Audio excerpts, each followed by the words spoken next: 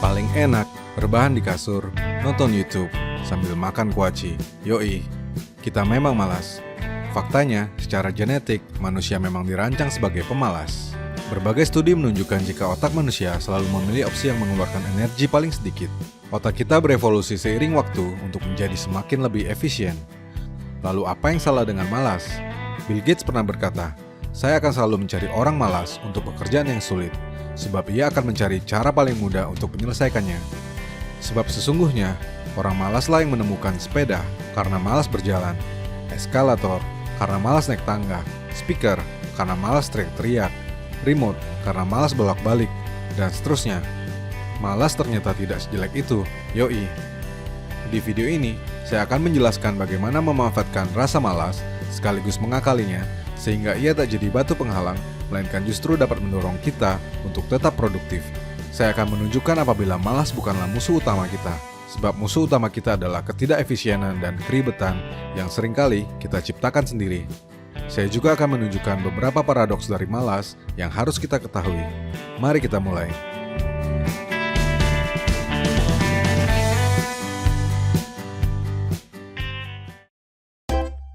Sesungguhnya, relasi antara rajin dan malas adalah sebuah paradoks.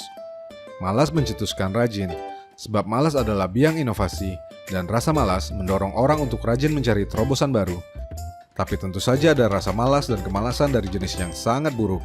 Berat pantat, hilang motivasi, tak sudi bergerak, tukang makan, tukang tidur, ahlinya menunda adalah contoh-contoh dari yang buruk itu. Itulah yang perlu kita atasi. Untuk melakukannya, langkah paling pertama adalah dengan mempermudah dan membuat efisien segala sesuatu yang penting. Sebagai contoh, jika kamu berencana lari pagi setiap hari, maka letakkan sepatu di tempat yang paling mudah dijangkau. Jika perlu, letakkan di samping kasurmu atau pakai sekalian sambil tidur.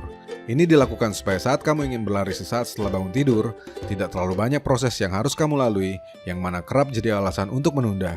Semakin pendek proses yang harus dilalui saat ingin melakukan sesuatu, semakin mudah dilakukan, maka semakin baik.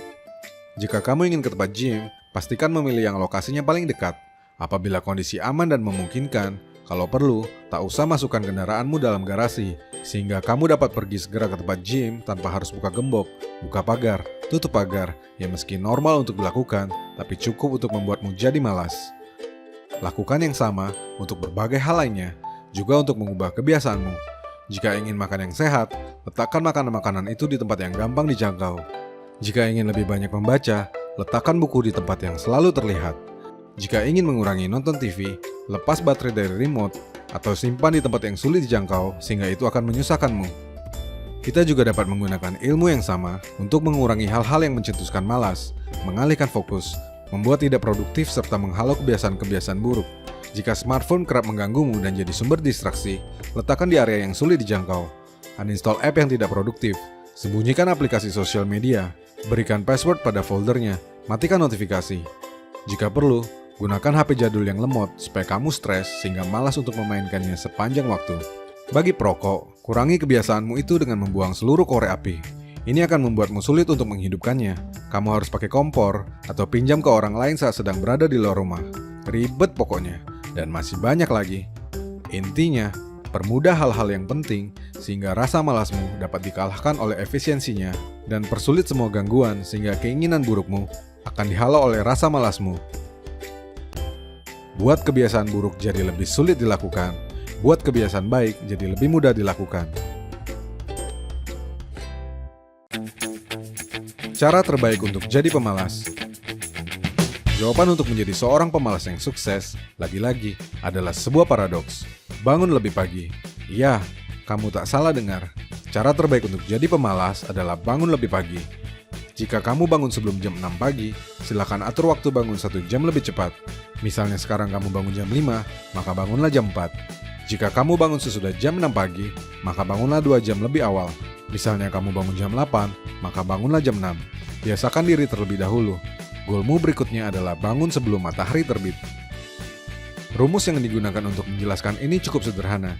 Jika kamu bangun siang, maka waktumu akan lebih sedikit. Dengan waktu yang terbatas, kamu bekerja terburu-buru, kamu akan sibuk agar tak terlambat, kamu akan stres dikejar-kejar, dan saat jumlah pekerjaan lebih banyak dari waktu yang ada, kamu akan mengalami hari yang buruk. Sebaliknya, dengan bangun lebih pagi, kamu punya waktu yang lebih banyak.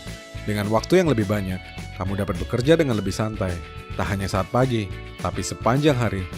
Studi menunjukkan bahwa orang yang bangun pagi akan merasa lebih berenergi dan menghabiskan waktu yang lebih sedikit untuk menyelesaikan lebih banyak pekerjaan. Cocok banget untuk orang yang malas, bukan? Berikut beberapa catatan terkait dengan bangun pagi yang dapat kamu jadikan referensi. Bangun lebih pagi baik untuk spiritual. Kamu bisa sembahyang atau sembahyang yang lebih khusyuk. Kamu bisa mengucap syukur atau melakukan refleksi. Kamu bisa berpikir, duduk santai, menarik nafas panjang, relaksasi, atau hanya sekedar diam dan bermalas-malasan. Bangun pagi baik untuk mood dan kebahagiaan. Kamu bisa melakukan hal-hal yang kamu suka seperti membaca buku, membaca berita, mendengarkan musik, bermain dengan hewan peliharaan, melukis, bongkar mainan, menata rumah sambil bersih-bersih, atau bahkan joget-joget sendiri. Bangun lebih pagi baik untuk kesehatan. Bangun pagi adalah sesuatu yang baik bagi tubuh. Saat telah jadi kebiasaan, maka kamu pun akan secara otomatis tidur lebih awal, di mana pada jam tersebut kualitas tidur merupakan yang paling oke. Saat bangun lebih pagi, kamu juga punya waktu luang untuk bergerak atau berolahraga.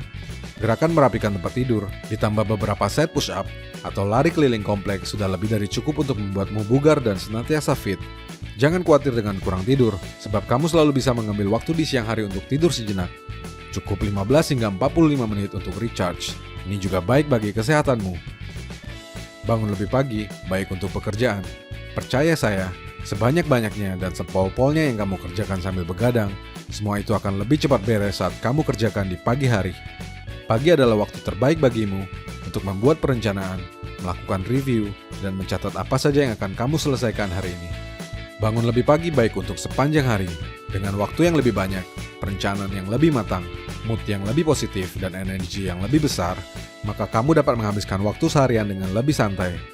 Tim Ferriss berkata, jika kamu memenangkan pagi, maka kamu akan memenangkan hari tersebut. Jadi, jika malas adalah jalan ninjamu dan jalan ninjaku, mungkin sekali-sekali kita tak perlu mengatasinya, tapi kita hanya perlu untuk mengakalinya. Mari kita jadi pemalas yang sukses. Yoi. Saya, Rianto Astono.